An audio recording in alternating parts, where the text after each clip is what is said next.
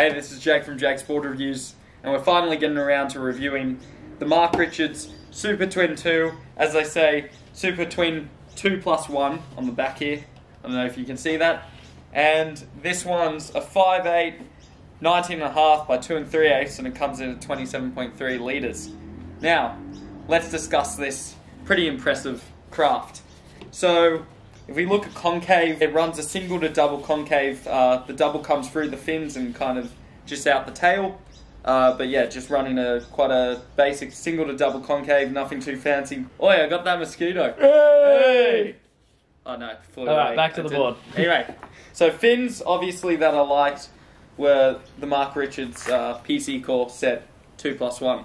Now, I was going to try some other fins, but as you can see, I've had a bit of an issue with my FCS2 box. Now, I don't know exactly how that happened. It could have been a guy who was tweaking the fin box with the fin in it and trying to flex it too much. Or it was a day me and Cameraman Dylan rode at the pass and I could have knocked the sand. So, I have no idea. Anyway, rocker-wise, it's running a fairly low, let's say, yeah, low rocker and a low exit rocker. So, low entry, low exit, but it's got a fair bit of kick in the tail, just a little bit, and then also in the front. So it's like a low to medium entry rocker, I'd say, actually, because it's it's got a bit of curve in the front. So the final third of the board, that just stops it from catching in those bigger waves and smaller waves. If you didn't have that kick, you'd kind of just be bogging on your turns and not be able to hit the sections in like kind of tighter pockets. So that's what it allows, is that flip in the final third of the board to be more reactive. Anyway, tail-wise, it's actually running a wing swallowtail, and this is exactly the same tail, pretty much, as what was on the RNF, the RNF Redux that I really liked, which was still one of my favourite boards to this day. So when I saw this board, I thought, there's no way I'm letting this pass by. When I went to look at it, it was a guy selling it in the Gold Coast, and it was in pretty much brand new condition, and it still is in great condition. It's just the wax job is pretty average because I don't do great wax jobs. Rail wise, I'd say they're fairly like low to medium rails. Not super full. It's quite evenly distributed. So the wide point is actually slightly front from center. I wouldn't say it's packing a whole heap of foam forward, but it's packing enough for you to paddle into waves. And this thing really, it's so surprising how it really paddles like a dream. Like, you just have to kind of eye the wave, you see it coming. You know, most shortboards you'll ride, you'll see a wave coming from somewhere and you have to prepare. Like, you watch the pros and they're completely preparing for the waves to come their way. So like, they're paddling 4 seconds earlier than what you would do if you're on like an alternative craft. So my recommendation for a lot of you guys is for this board to ride it. So this one's a 5.8. At the start I thought maybe I'd ride the 5.7, and that's at 26.5 litres. But I'd say you could either go at, so if this one's a 5.8, I'd say ride this board 2 inches shorter than your regular high performance board. If you don't have a regular high performance board, I sit around the 27.3 litre mark. This feels kind of comfortable for me. I could even go up a size or down a size. So look, because it's quite user-friendly, you don't have to worry too much, but try not to go too small. I wouldn't recommend, it depends on the surfer you are. If you want to surf at like a proper high-performance shortboard, which you kind of just have to place your foot on the back of the tail pad and let the thing do its thing. Like let the thing work itself on the wave. That doesn't make sense. But let the board do the work rather than you try push the board too hard. It almost reminds me a bit of like a mid-length style kind of twin fin, but I'd say if you're thinking about riding it without the stabilizer, I personally would only recommend doing it for the smaller days. And I would say also there could be a better set in FCS2 for this board. I know that Slime Sports Store in Newcastle, Tim was riding the Mick Fanning, I think it was like the Mick Fanning twin fin, the signature fin that he has. So it's like an H4 setup with it's got a bit more rake, I think, or might have similar rake. It's got a pinched end. It's got a pinched end, like right. A sharp end. Yeah, so I sanded this one down, so it almost looks a bit like that, to be honest.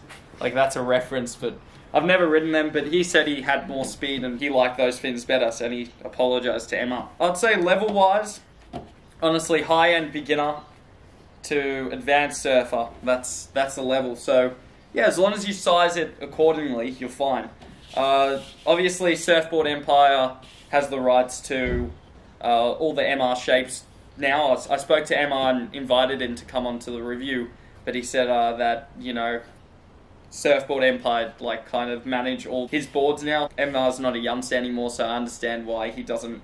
He's kind of probably just wants to, you know, live an easy life where he does in Newcastle and take it easy, which is good on him. He's won 4 world titles, so he should. Okay, so overall verdict: a great little board, definitely keeping it. I need to repair that fin box. Is there anything else I haven't talked about? Well, I'd probably talk about how that board, it may be a 20, but it's got that shortboard shape and style with that midpoint. It's like mid and front, but it's not forward like a twin fin. Yes, because that wide point is only slightly pushed forward. I'd say that's where it is, because it feels quite free up here. So if you watch MR surf, he surfs with quite a narrow stance.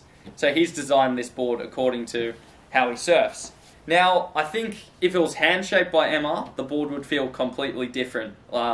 Maybe also in a good way as well. It'll just have a bit more weight on the water. Now that Surfboard Empire and a lot of companies now, it's like mass manufacturing and, you know, trying to pump out boards super quick.